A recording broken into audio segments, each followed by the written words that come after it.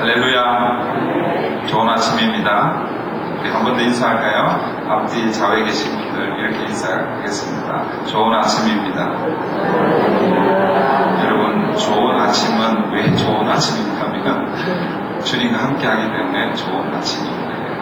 아멘. 주님 때문에 행복한 하루 되기를 바랍니다. 오늘은 방주를 예배하신 하나님이라는 제목으로 하나님의 말씀을 함께 나누겠습니다. 지난주에 우리가 살펴보았죠. 하나님께서 세상에 죄악이 가득합니다. 사람들의 생각이 항상 악한 것을 보시고 하나님께서 세상 지으심을 판단하시고 세상을 물로 심판하시기로 그렇게 작정하셨습니다. 그러나 하나님은 심판을 선포하실 때 언제나 거기에 뭐가 함께 온다고 말씀드렸습니까? 하나님의 은혜가 함께 따라온다 그렇게 말씀을 드렸습니다. 여러분, 그 은혜를 입은 사람이 누구입니까? 노아였습니다. 노아가 어떤 사람인지 오늘 본문 9절은 우리에게 이렇게 소개합니다. 9절인데요. 다 같이 한번 읽습니다. 시작. 이것이 노아의 조건이라. 노아는 의인이요 당대의 완전한 사람. 그는 하나님과 동행하였으며.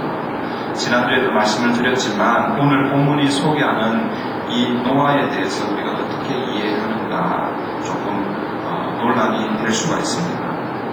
하나님께서 노아에게 은혜를 베푸시고 구원하신 이유가 9절에 소개되고 있는 대로 노아가 의인이었기 때문에 완전한 자였기 때문인가? 지난주에 제가 뭐라고 말씀드렸습니까? 그렇지 않다라고 말씀을 드렸죠. 노아도 로마서 3장 10절 말씀에 가면 기록된 바 의인은 없나니 하나도 없으며, 여러분, 노아도 이 말씀에 예외가 될 수 없습니다. 그러면 우리는 노아가 의인이고 완전한 자라고 했을 때 이것을 어떻게 이해합니까?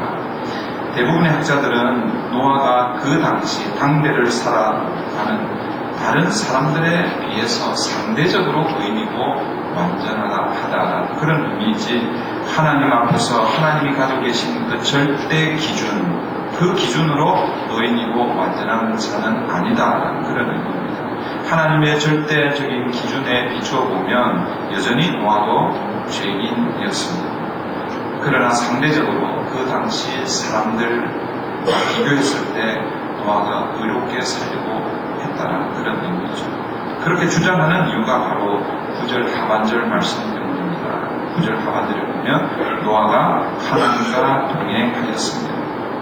그 당시 하나님의 아들들이 어떻게 했다고 그랬어요? 사람의 딸들을 취했다 그렇게 얘기했잖아요. 여러분, 이것이 어떤 의미라고 했습니까? 하나님의 아들들, 하나님의 사람들은 하나님의 뜻, 하나님의 기준, 하나님의 말씀을 붙들고 이 땅을 살아야 하는데, 여러분, 가인의 후손이 만들어낸 건 운명입니다. 세상의 이기입니다. 그것이 필요하긴 하지만 그러나 그것을 붙들고 살았다 그런 의미죠.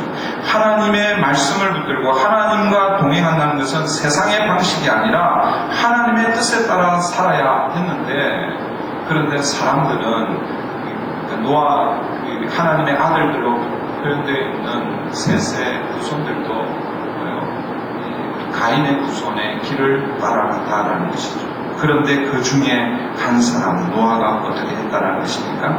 하나님과 동행하고 있는 것입니다. 하나님의 말씀을 붙들고 살려고 애쓰고 있었다라는 것이죠. 그가 얼마나 하나님의 뜻을 따라 살려고 했는지 하나님께서 지으라고 말씀하신 이 방주를 짓는 모습을 보면 이 노아가 얼마나 하나님의 뜻을 붙들고 살려고 애썼는지를 우리가 알 수 있습니다. 오늘 본문 마지막 절이죠. 22절 보세요. 22절을 다 같이 읽겠습니다. 시작. 노아가 그와 같이 하여 하나님이 자기에게 명하신 대로 다 준행하였더라. 노아는 하나님께서 자기에게 명하신 대로 다 준행하였더라. 이 다 준행하였더라, 이 말을 영어 성경은 이렇게 번역합니다. He did everything just as God commanded. 하나님께서 그에게 명령한 그것 그대로 다 했다, 순종했다라고 그렇게 말씀하고 있습니다. 여러분, 하나님과 동행하는 것은 하나님의 뜻이 무엇인지를 잘 하나님과의 동행입니다. 우리는 하나님과 동행 그러면 자꾸 착각합니다. 아, 내가 여기 있으면 하나님 여기 계시겠군요. 이런 동행의 사전적 의미는 그렇죠. 내가 여기 있으면 여기 계셔서 이렇게 같이 가는 걸로 생각하는데, 여러분, 하나님과의 동행은 그런 것이 아니죠. 하나님과의 동행은 오늘도 살아계셔서 우리에게 말씀하시는 그 하나님의 말씀을 듣고 그 말씀이 무엇인지 이 땅 가운데서 그 말씀을 붙들고 살려가는 이것이 뭐예요? 하나님과의 동행입니다. 이제 하나님께서 노아와 그의 가족들을 구원하기 위해서, 아니 노아를 통해서 세상을 새롭게 하기 위해서 방주를 지으라고 명령하십니다. 하나님은 노아에게 방주를 지어라 그렇게 명령만 하시는 것이 아니라 방주를 어떻게 지어야 되는지, 방주의 그 규격이나 이런 자세한 것은 우리 성경은 소개하고 있지 않지만 특징적인 것들을 몇 가지 우리에게 소개하고 있습니다. 오늘 저는 이 노아가 만든 방주를 통해서 우리에게 주시는 하나님의 은혜를 나누려고 합니다. 첫 번째 방주의 크기인데요. 이거는 뭐 성경을 보면 쉽게 알 수는 있습니다. 이 성경은 방주의 크기를 말할 때에 그 단위를 규빗이라고 이렇게 소개하고 있죠. 규빗이라는 말, 신앙생활 오래 하신 분들은 규빗 정도는 어느 정도 이 크기, 이 단위가 뭔지는 좀 아실 거예요. 그 당시에 뭐 지금처럼 몇 자 정확한 그런 게 없어서 대충 그렇게 쟀는데, 그 규빗이라는 게 팔꿈치부터 시작해서 여기 손가락 끝까지, 이게 한 규빗이고 정도에 따라 사람에 따라서 이게 차이가 날 수도 있겠죠. 그런데 이 한 규빗을 한 45cm 정도 평균으로 그렇게 잡으면 이 노아의 방주의 크기가 어느 정도인지 가늠할 수 있습니다. 15절을 보십시오. 15절 다 같이 한번 읽어볼게요. 시작. 내가 만들 방주는 이러하니 그 길이는 300규빗, 너비는 50규빗, 높이는 30규빗이라. 이것을 우리가 사용하는 이 단위로 환산하면요, 길이가 약 135m, 넓이가 22m, 높이가 13m. 이렇게 해도 어느 정도인지 상상이 잘 안 가죠. 남자들 축구장 크기가 110m 정도 되네요. 하여튼 축구장 크기보다 훨씬 더 크다는 거죠. 여기 그 당시에 이 크기는요, 사실은 어마어마한 거예요. 1884년도에 이탈리아에서 배를 하나 만들었습니다. 그 배 이름이 에투리아호인데요. 이 배가 만들어지기 전까지 역사상 가장 큰 배가, 이 수치로 따지면 노아의 방주가 가장 컸다는 거예요. 1884년도에 이탈리아에서 배를 하나 만들었는데 비로소 그 배가 이 노아의 방주보다 조금 더 컸다는 것이죠. 오늘 저는 하나님이 노아에게 만들라고 한 이 방주가 가지고 있는 몇 가지 특징들이 있는데, 그 특징들을 통해서 하나님에게 주시는 교훈을 함께 찾아보려고 합니다. 첫 번째, 이 노아가 만든 이 방주가 가지고 있는 특징들이 있는데, 첫 번째 특징은 보통의 배가 가지고 있는 중요한 것들이 이 방주에는 빠져 있습니다. 배에 있어야 하는 게 뭔가, 반드시 있어야 하는 게 뭐냐면 배를 움직일 수 있는 동력이죠. 그냥 가만히 떠 있으면 물론 뭐 이렇게 내려가는 물에는 있으면 그냥 내려갈 수도 있지만, 바다에 여러분 배가 그냥 떠 있으면 저절로 가는 게 아니잖아요. 배를 움직일 수 있는 동력이 필요합니다. 오늘로 하면 엔진이 있어야 되는 거죠. 이 옛날로 하면 배를 움직일 수 있는 노가 있어야 되는 거죠. 바람을 이용하려면 돛이 있어야 되는 것이죠. 그런데 여러분, 노아의 방주에는 배를 움직일 수 있는 동력이 없었습니다. 또 뭐가 없었습니까? 배를 조정할 수 있는 키, 어디로 갈지 방향을 결정해주는 키도 없었습니다. 그러니까 이 노아의 방주는 누군가가 인도하지 않으면 갈 수 없는 그런 배라는 거예요. 사실 방주라고 이 번역된 이 말이 히브리어로 테바입니다. 이 테바라는 말도 여러분 많이 들어보셨을 거예요. 이 말은 상자, 네모난 상자를 의미합니다. 그런 의미에서 이 방주는요, 배라기보다는 네모난 상자에 가깝습니다. 그래서 이 테바를 우리말로 방주라고 번역했는데 이 방주 자체가 방자가 네모나다라는 그런 뜻이고 주가 배주자예요. 그러니까 방주가 가지고 있는 의미는 뭐예요? 네모난 배입니다. 여러분 네모난 배 보셨습니까? 지금 우리가 보는 배는 네모난 배는 없죠. 그런데 하나님께서 이 네모난 배를 만들라고 하십니다. 40일 동안 비가 내렸습니다. 그리고 계속해서 이 땅에서도 생기름이 터져서 온 땅이 물로 가득 찼습니다. 그게 뭐예요? 방주가 노라는 것이죠. 여러분 방주에 동력이 없습니다. 방향을 조절하는 키가 없습니다. 그러니까 뭐예요? 물이 흘러가는 대로 그냥 저절로 떠내려가야 하는 것입니다. 그런데 하나님께서 그렇게 하셨겠어요? 그렇지 않다는 것이죠. 방주에 동력이 없고 방주에 키가 없다는 것은 방주를 움직이고 방주를 인도하는 분이 누구라는 것입니까? 노아가 아니라 하나님이라는 사실을 여러분 기억하셔야 됩니다. 여러분 우리가 출애굽기를 새벽마다 살펴보고 있는데 출애굽기에 보면 모세가 태어납니다. 모세가 가족과 함께 몇 개월을 같이 삽니까? 3개월을 같이 삽니다. 그런데 여러분 그 당시 상황에 더 이상 살 수가 없었습니다. 애굽의 바로 왕이 아들이 태어나면 다 죽이라고 했습니다. 근데 집에서 3개월 동안 숨겨서 키웠는데 이제는 더 이상 숨겨 키울 수가 없는 거예요. 3개월 전까지는 아이가 이렇게 잘 관리만 하면 울지를 않는데 이제는 3개월이 지나면서 100일이 지나면서 땡깡도 하고 이제는 더 이상 할 수가 없어요. 그래서 어떻게 합니까? 갈대 상자를 만들어서 어디에다 띄웁니까? 나일강에 띄우잖아요. 그런데 그 갈대 상자를 히브리어로 뭐라고 하는 줄 아십니까? 테바. 이 테바라는 이 단어가 두 군데 쓰여지는데 노아의 방주를 일컬어서 테바라고 모세의 갈대 상자를 테바라고 그렇게 부르고 있다는 것입니다. 여러분 이 말은 모세도 자신의 운명을 자신이 결정할 수 없다는 그런 의미죠. 3개월 된 아이가 어떻게 그 갈대 상자 그것을 이끌어갈 수 있겠습니까? 물이 흐르는 대로 그냥 함께 흘러가야 했던 것이죠. 노아와 그의 가족은 홍수 심판에서 구원은 받았지만 그들이 어디로 가는지 그들의 미래가 어떻게 될지 얼마나 이 방주 안에 있어야 하는지 아무도 몰랐습니다. 그저 이 네모난 큰 배가 가는 대로 가야 했고 그냥 어떻게 보면 정처 없이 가는 것처럼 보였습니다. 여러분 이것이 무엇을 의미합니까? 정처 없이 가는 것이 아니라 누가 인도하신다는 것입니까? 하나님께서 인도하신다는 것입니다. 모세가 갈대 상자 속에 있으면서 어디로 가는지 몰랐지만 하나님께서는 그를 어디로 인도하였습니까? 바로의 딸 공주에게로 인도했습니다. 노아의 방주에 동력이 없는 것이 아니라 뭐예요? 바로 하나님이 동력입니다. 하나님이 이끌어가고 있는 것이죠.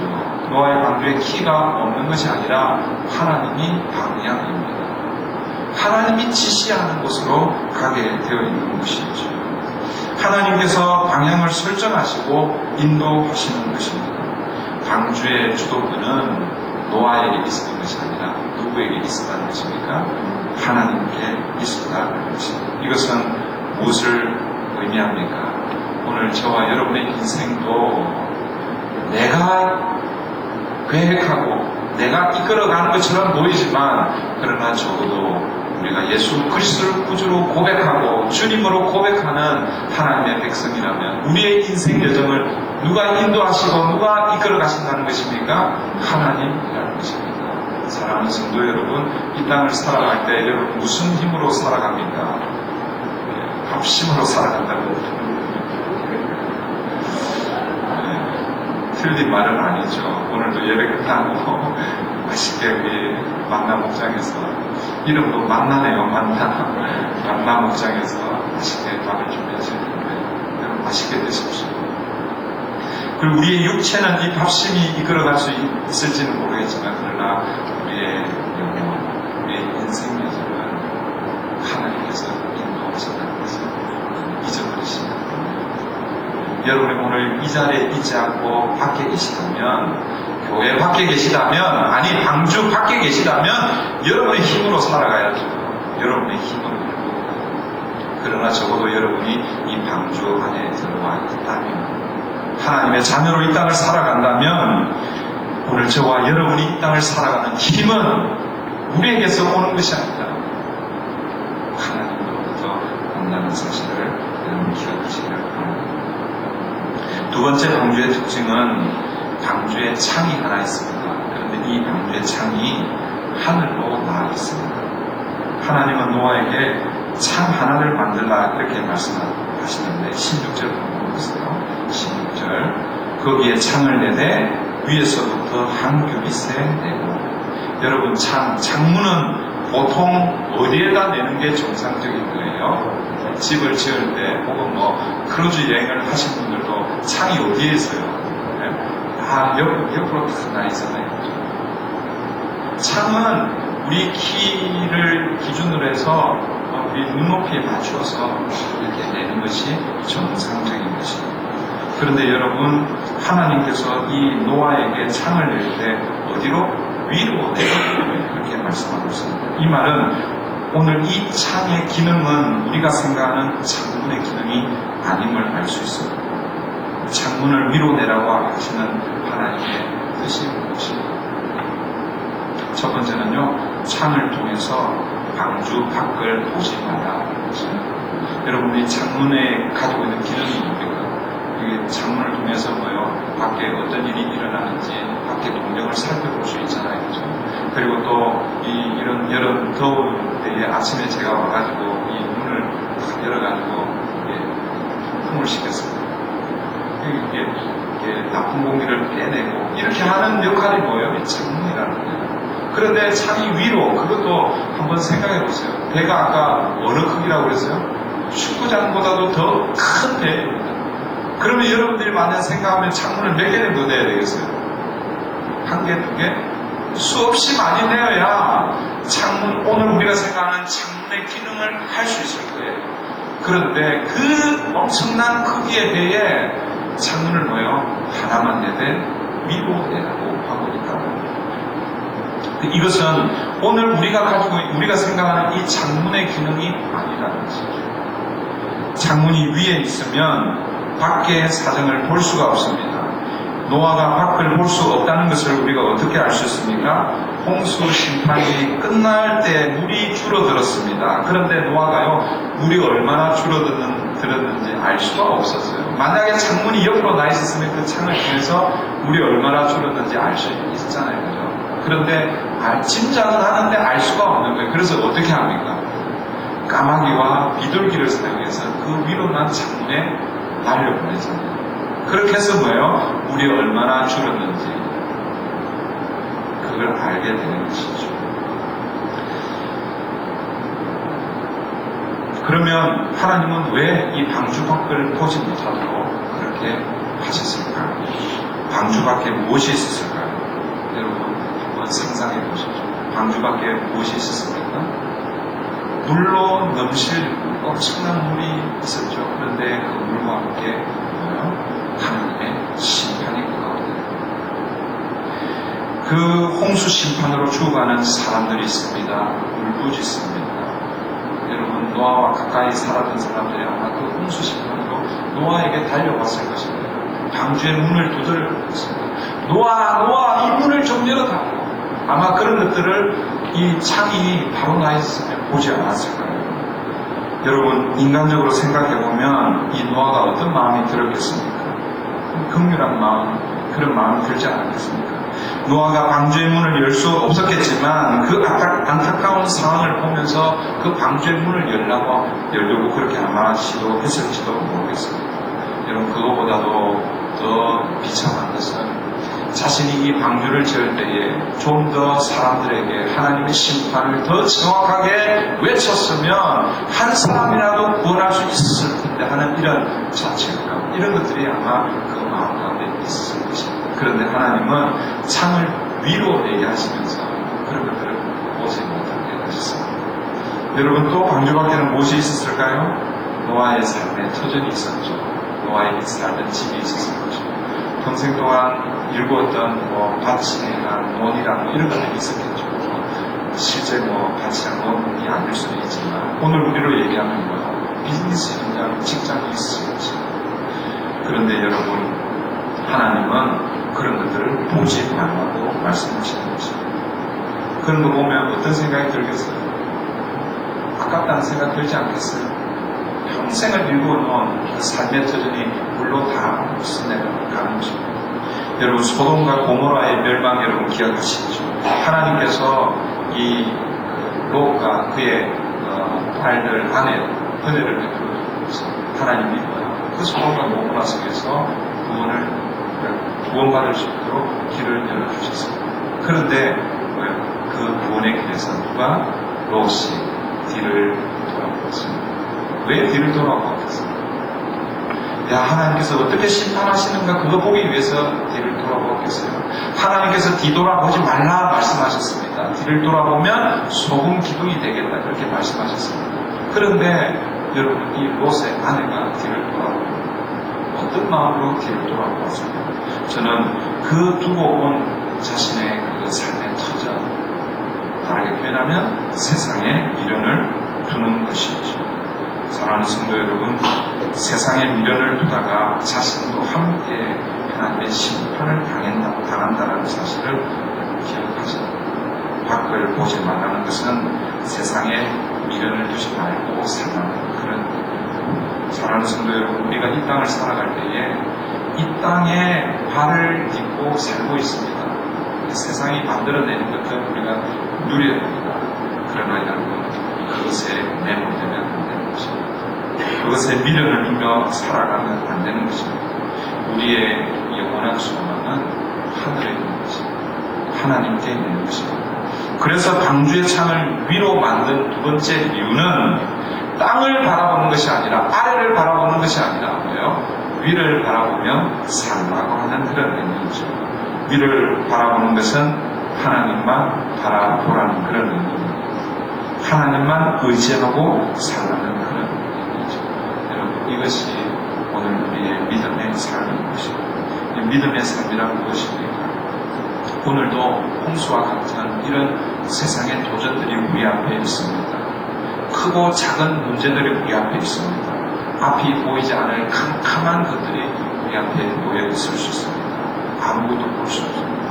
그런데 위로 난 창문을 향해서 누구를 보라는 것입니까? 하나님을 보라는 것입니다. 거기로부터 우리의 살 길이 열리는 것입니다. 하나님께서 인도해 주시는 것이죠. 사랑하는 성도 여러분, 여러분의 삶에도 하늘로 난 창문이 있으면 좋겠습니다. 여러분에게는 무엇이 하늘로 난 창문입니까? 어떤 사람들은 새벽 제단이 하나님께 나아가는 창문이 될 수 있습니다. 새벽마다 제단에 와서 하나님 앞에 엎드려 기도할 때 하나님을 깊이 만나는 그것이 여러분의 개인의 창문이 될 수 있습니다. 새벽 제단을 쌓지 못하는 상황에 있는 사람들은 여러분이 어디에 있든지 하나님 앞에 엎드리는 것이죠. 개인적으로 기도의 시간이 여러분의 하늘을 향한 창이 될 수가 있습니다. 하나님의 말씀을 묵상하고 그 말씀을 붙들고 있습니다. 이것이 하늘로 난 창문인 것입니다. 여러분, 하나님을 바라보는 창문이 있어야 하는 거죠. 그게 있는 사람이 좋은 믿음을 소유한 사람입니다. 죄송한 얘기지만 신앙생활 오래 했는데 하나님을 만날 통로가 없어요. 오직 예배 외에는 없어요.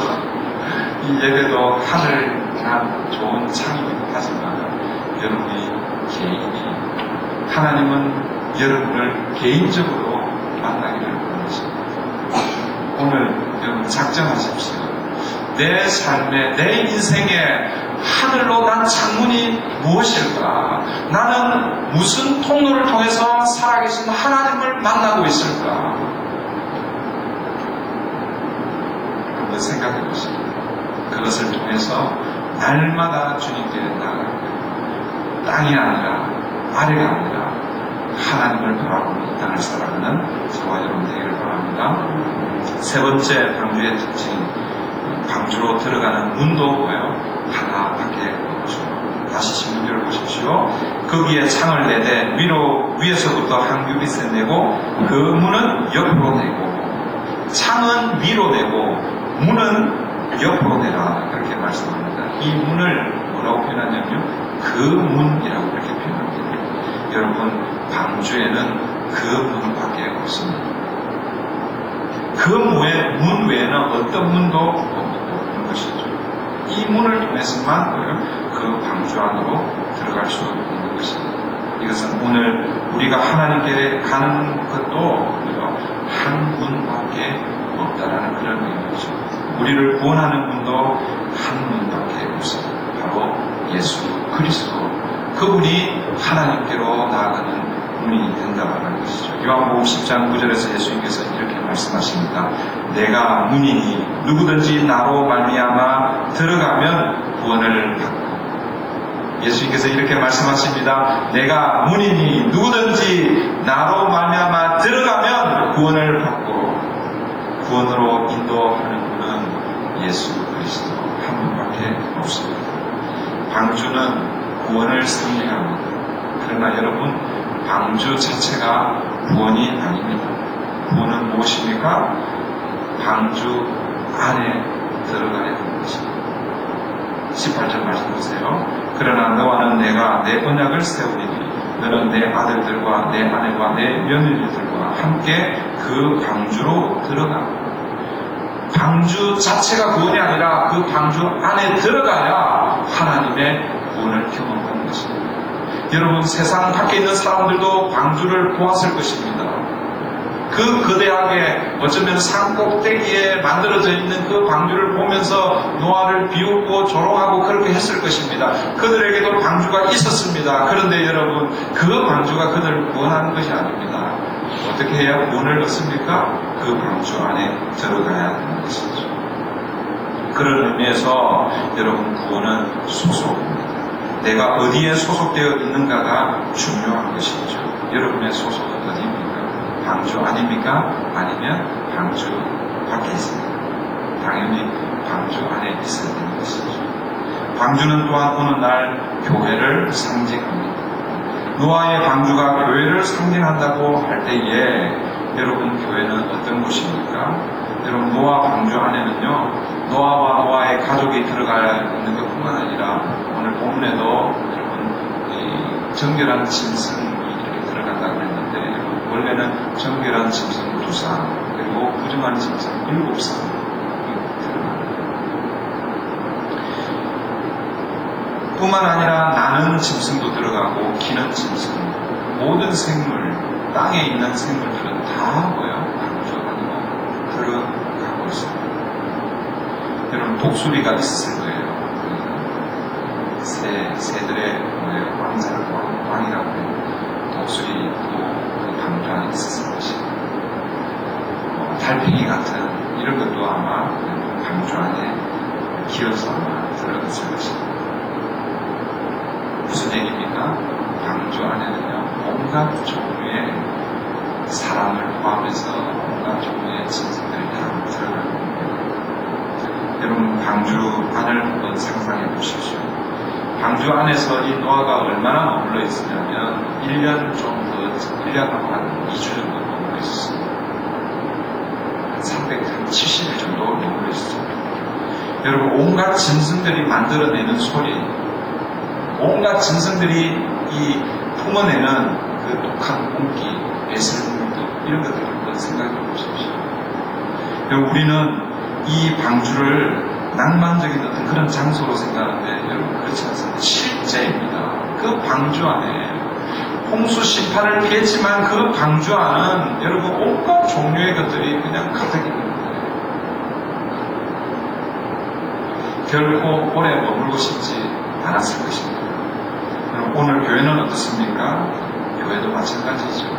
교회도 여러분 다양한 사람들이 함께 어우러져 있습니다.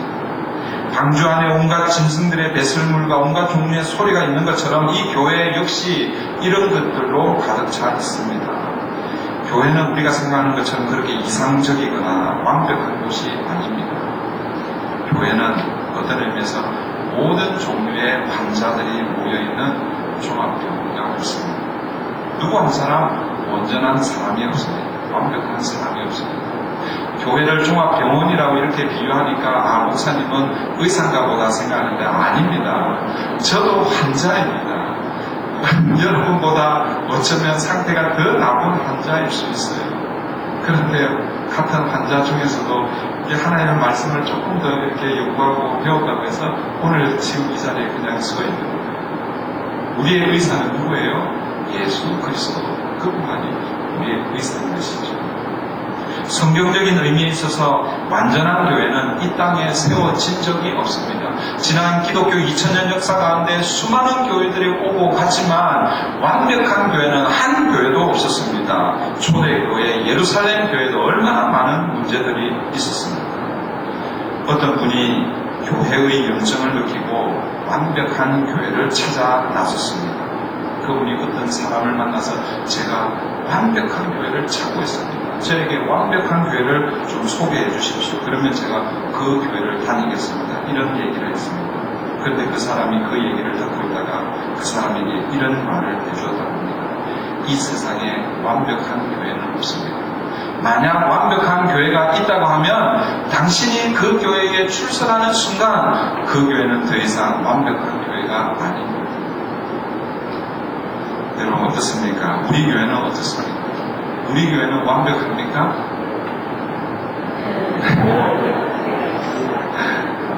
여러분, 저 때문에 우리 교회는 완벽하지 않아요. 여러분들 때문에 완벽한데 저 때문에 안 되는 겁니다.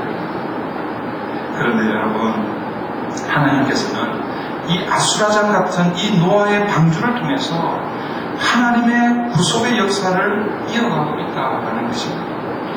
이것은 곧 교회가 비록 연약하지만 부족하지만 문제투성이 있지만 그러나 교회를 통해서 하나님의 구원을 선포하시고 이 교회를 통해서 구원의 역사를 이루어가고 계신다는 것을 여러분 잊어버리면 안 됩니다. 그래서 여러분 교회가 연약하기 때문에 또 부족하기 때문에 또 목사도 또 우리 당의 장로님들 또 앞장서서 열심히 일한다고 하지만 그러나 여러분 우리의 연약함 때문에 삐걱거릴 수 있고 문제가 생길 수 있습니다. 여러분 그런 것 때문에 교회가 왜 이래? 교회가 왜 이래? 여러분 교회가 원래 그런 거예요. 왜 이래? 그러지 마세요. 그렇게 여러분 염증을 느끼고 교회를 쉽게 떠나는 것 여러분 그게 교회를 바르게 세우는 것이 아닙니다. 교회가 비록 냄새가 나고 시끄러운 소리가 있다 할지라도 교회에 여러 가지 문제가 있다 할지라도 여러분 이 교회는 하나님이 사랑하시는 것입니다. 이 교회는 주님의 피로 값주고 세우신 곳이라는 것을 여러분 잊어버리면 안 됩니다. 그래서 우리가 이 교회를 사랑해야 하는 것이죠. 우리가 이 교회를 바로 세워갈 수 있도록 그렇게 함께 힘써야 하는 것입니다. 여러분 어떻게 가능하겠습니까? 방주가 되는 것이죠. 방주를 닮아가는 것이죠. 방주의 동력은 뭐라고 그랬습니까? 방주의 동력이 뭐 있었어요? 노나 도시나 있었어요? 아니죠. 그런데 방주는 뭐예요? 자기가 원하는 곳으로 가고 있었어요. 왜요? 하나님이 동력이고 하나님이 방향이기 때문입니다.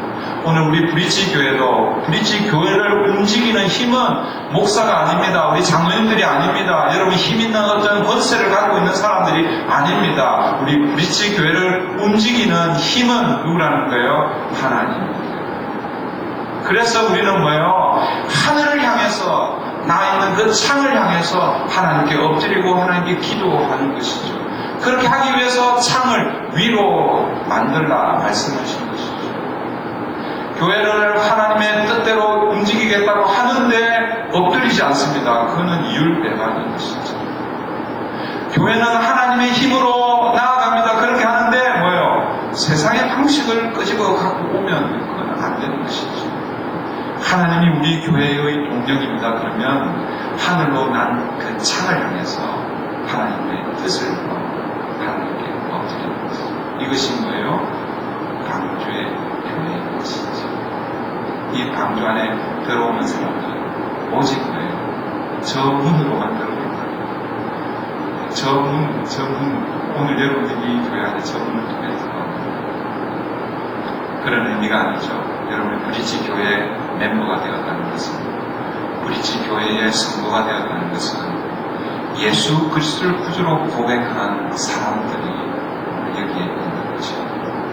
예수 그리스도 고백 외에는 여러분 우리 브릿지 교회의 멤버가 될 수 없는 것입니다.